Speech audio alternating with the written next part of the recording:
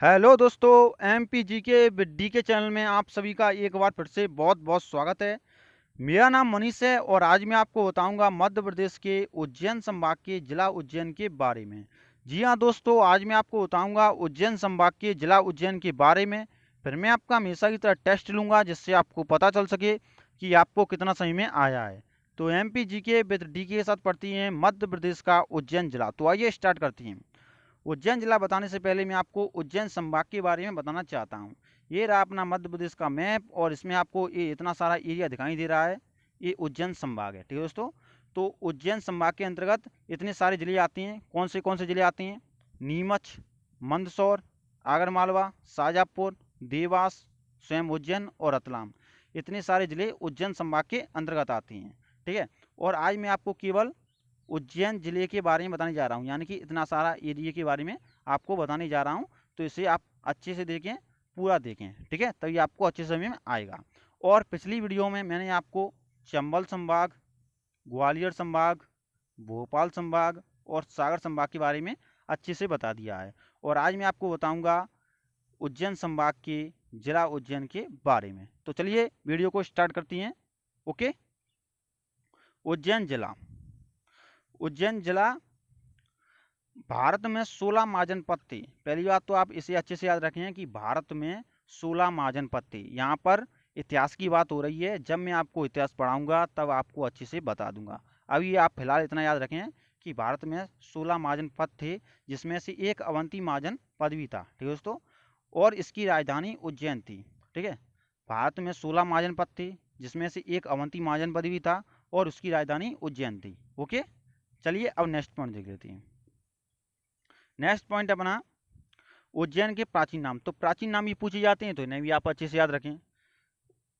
उज्जैन के प्राचीन नाम है उज्जैनी, अवंतिका, अमरावती, कुमुदवती आदि उज्जैन के प्राचीन नाम है। तो इन्हें भी आप अच्छे से याद रखें, ठीक है दोस्तों।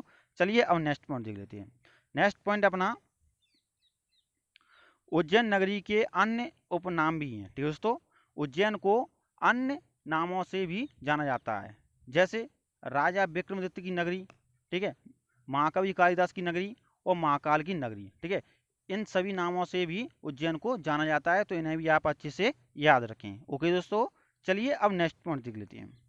नेक्स्ट पॉइंट अपना मौर्य सम्राट बिंदुसार के शासनकाल में सम्राट अशोक उज्जैन का राज्यपाल था, ठीक है दोस्तों। मौर्य सम्राट बिंदुसार के शासनकाल में सम्राट अशोक उज्जैन का क्या था? राज्यपाल था। ओके दोस्तों। चलिए अब नेक्स्ट पॉइंट देख लेते हैं। नेक्स्ट पॉइंट अपना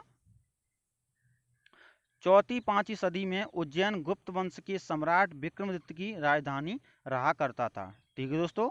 तो चौथी पांचवी सदी में उज्जैन गुप्त वंश के सम्राट राजा विक्रमादित्य, ठीक है, इनकी राजधानी हुआ करता था। तो इसे भी आप अच्छे से याद रखें। ओके दोस्तों। चलिए अब नेक्स्ट पॉइंट देख लेते हैं।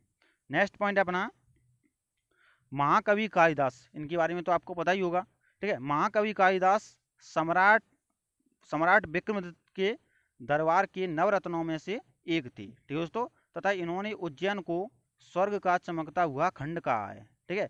तो इस लाइन को आप अच्छे से याद रखें, ठीक है। किसने कहा है कि उज्जैन स्वर्ग का चमकता हुआ खंड है? तो ये कहा है महाकवि कालिदास ने, ठीक है। तो इसे आप अच्छे से याद रखना। ओके। चलिए अब नेक्स्ट पॉइंट देख लेते हैं। नेक्स्ट पॉइंट अपना देश के 12 ज्योतिर्लिंगों में से 2 ज्योतिर्लिंग मध्य प्रदेश में स्थित हैं, ठीक है।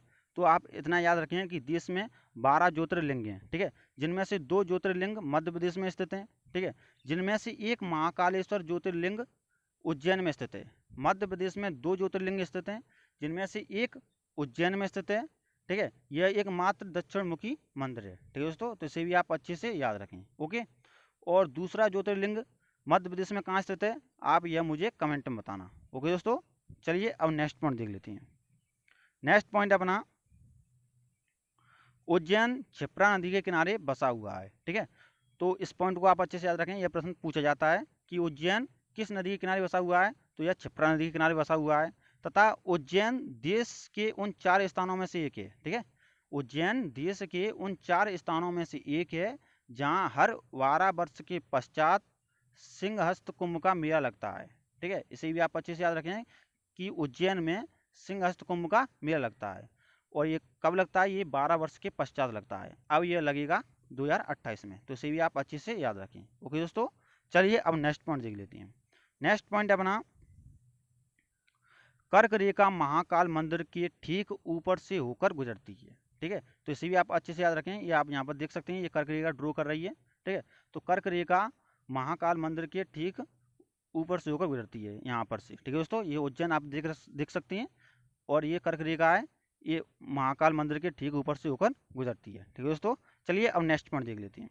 नेक्स्ट पॉइंट अपना, उज्जैन विश्व का एकमात्र ऐसा स्थान है। ठीक है, इसे आप अच्छे से याद रखें कि उज्जैन विश्व का एकमात्र ऐसा स्थान है जहां 21 जून को सूर्य 90 डिग्री लंबवत होता है। ठीक है दोस्तों, उज्जैन विश्व का एकमात्र ऐसा स्थान है जहां 21 जून को सूर्य 90 डिग्री पर लंबवत होता है। ओके, चलिए अब नेक्स्ट पॉइंट देख लेते हैं।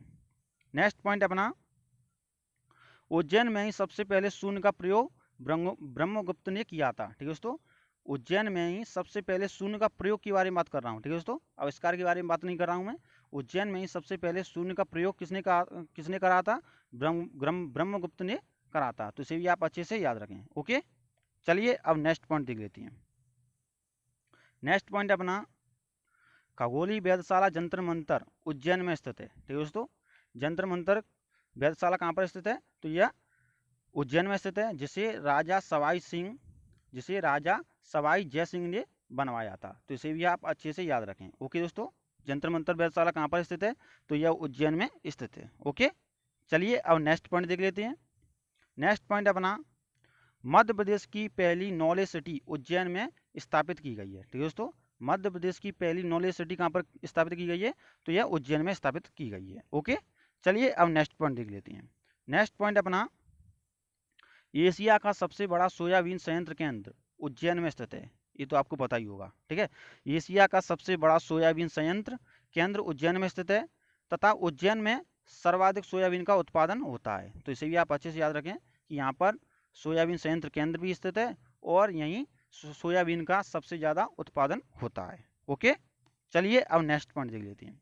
नेक्स्ट पॉइंट अपना, प्रतिशत की दृष्टि से मध्य प्रदेश का सर्वाधिक अनुसूचित जाति 26.4% वाला जिला उज्जैन है। ठीक है, सर्वाधिक अनुसूचित जाति वाला जिला कौन सा है? उज्जैन है, प्रतिशत की दृष्टि से। तो इसे भी आप अच्छे से याद रखें। ओके, चलिए अब नेक्स्ट पॉइंट देख लेते हैं।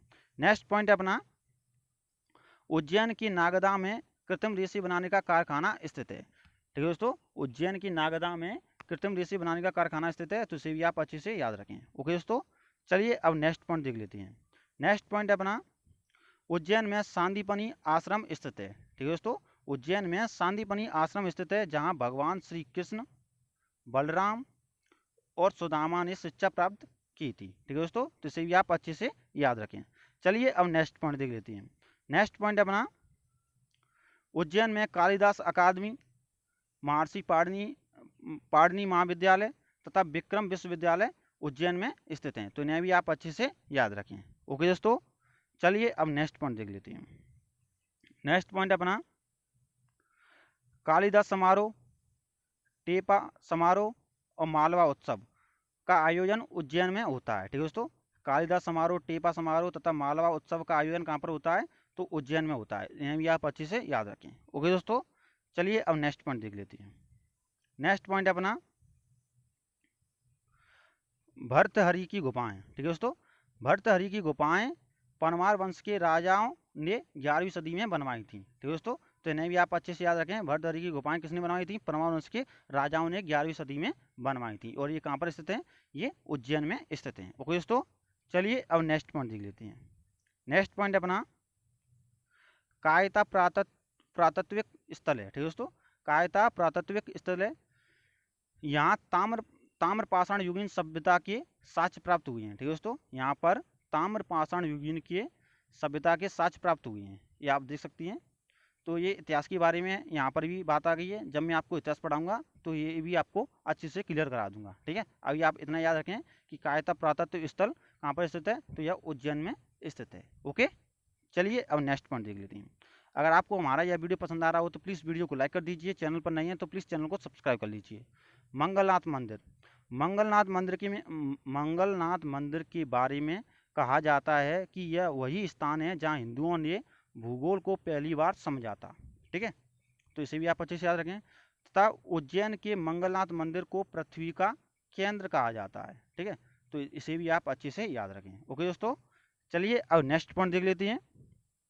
नेक्स्ट पॉइंट अपना, फिर मैं आपको टेस्ट लूंगा। ठीक है दोस्तों, फिर मैं आपका अच्छे से टेस्ट लूंगा, समझ जाना आप। उज्जैन के अन्य प्रसिद्ध स्थल हैं, जैसे कि उज्जैन में गोपाल मंदिर, नागचंदेश्वर मंदिर, 24 खम्बा मंदिर, काल भैरव मंदिर और दुर्गादास की समाधि आदि उज्जैन में स्थित हैं। ओके दोस्तों, चलिए अब मैं आपका टेस्ट ले लेता हूं, जिससे आपको पता चल सके कि आपको कितना समझ में आ जाए।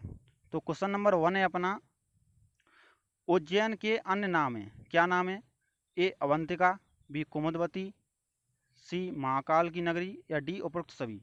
तो इसका जो करेक्ट आंसर है वो है अपना डी उपरोक्त सभी। ठीक है, उज्जैन के जो अन्य नाम है अवंतिका, कुमुदवती, महाकाली नगरी, ये सारे बिल्कुल सही हैं। ठीक है दोस्तों, जो मैंने अभी आपको ऊपर बताया था। चलिए क्वेश्चन नंबर 2 देख लेते हैं। क्वेश्चन नंबर 2 है अपना, उज्जैन किस नदी के किनारे बसा हुआ है? ए नर्मदा, बी बेतवा, सी क्षिप्रा, या डी चंबल नदी।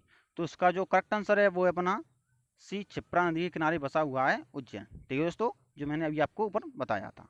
चलिए क्वेश्चन नंबर 3 देख लेते हैं। क्वेश्चन नंबर 3 है अपना, निम्न में से उज्जैन में कौन सा मेला लगता है?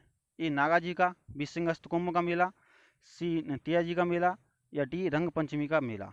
तो इसका जो करेक्ट आंसर है वो अपना बी सिंहस्थ कुंभ का मेला लगता है उज्जैन में। ओके दोस्तों, और उज्जैन बेतवा नदी के किनारे, वो सॉरी, उज्जैन क्षिप्रा नदी के किनारे बसा हुआ है। ठीक है, और यहाँ पर सिंहस्थ कुंभ का मेला लगता है। ठीक है दोस्तों, चलिए अब नेक्स्ट क्वेश्चन देख लेते हैं। नेक्स्ट क्वेश्चन है बना, विश्व का एकमात्र ऐसा स्थान जहाँ सूर्य 90 डिग्री पर लंबवत होता है, बताइए। ए उज्जैन, बी इंदौर, सी भोपाल, या डी ग्वालियर। तो इसका जो करेक्ट आंसर है वो अपना ए उज्जैन। उज्जैन विश्व का एकमात्र ऐसा स्थान है जहाँ सूर्य 90 डिग्री लंबवत होता है। ओके, चलिए क्वेश्चन नंबर 5 देख लेते हैं। क्वेश्चन नंबर 5 है अपना, एशिया का सबसे बड़ा सोयाबीन संयंत्र केंद्र कहाँ स्थित है? ए उज्जैन, बी देवास, सी रतलाम, या डी नीमच। तो इसका जो करेक्ट आंसर है वो है अपना ए उज्जैन। ठीक है, एशिया का सबसे बड़ा सोयाबीन संयंत्र उज्जैन में स्थित है। तो thanks for watching this video. अगर आपको हमारा यह वीडियो पसंद आया हो तो प्लीज़ वीडियो को लाइक कर दीजिए। चैनल पर नए हैं तो प्लीज़ चैनल को सब्सक्राइब कर लीजिए। और एक पॉइंट मैं और आपको बता दूं कि उज्जैन में से ही एक नया जिला बना है। कौन सा बना है वो? उज्जैन में से एक नया जिला बना है, वो है अपना नागदा। ठीक है, नागदा, ये उज्जैन में से एक नया जिला बना है। ठीक है दोस्तों, तो इसका अभी सीमांकन नहीं हो पाया है। सीमांकन का अर्थ होता है कि अभी, सीमांकन का अर्थ होता है कि अभी इसकी निश्चित सीमा नहीं हो पाई है कि कहाँ तक ये कितने एरिया में इसका क्षेत्र रहेगा। ठीक है दोस्तों, कितना इसका एरिया है, तो इसका अभी वो सीमांकन ही हो जाए, तो प्लीज़ इसका सीमांकन हो जाएगा तो मैं आपको इसका वीडियो बनाकर डाल दूंगा। तो अभी आप फिलहाल इतना ही याद रखें। ठीक है दोस्तों, कि नागदा जिला उज्जैन में से बन चुका है। ठीक है, तो thanks for watching this video. अगर आपको हमारा यह वीडियो पसंद आया हो तो प्लीज़ वीडियो को लाइक कर दीजिए। चैनल पर नए हैं तो प्लीज़ चैनल को सब्सक्राइब कर लीजिए। थैंक यू दोस्तों, मिलती हैं अगली वीडियो में। तब तक के लिए जय हिंद।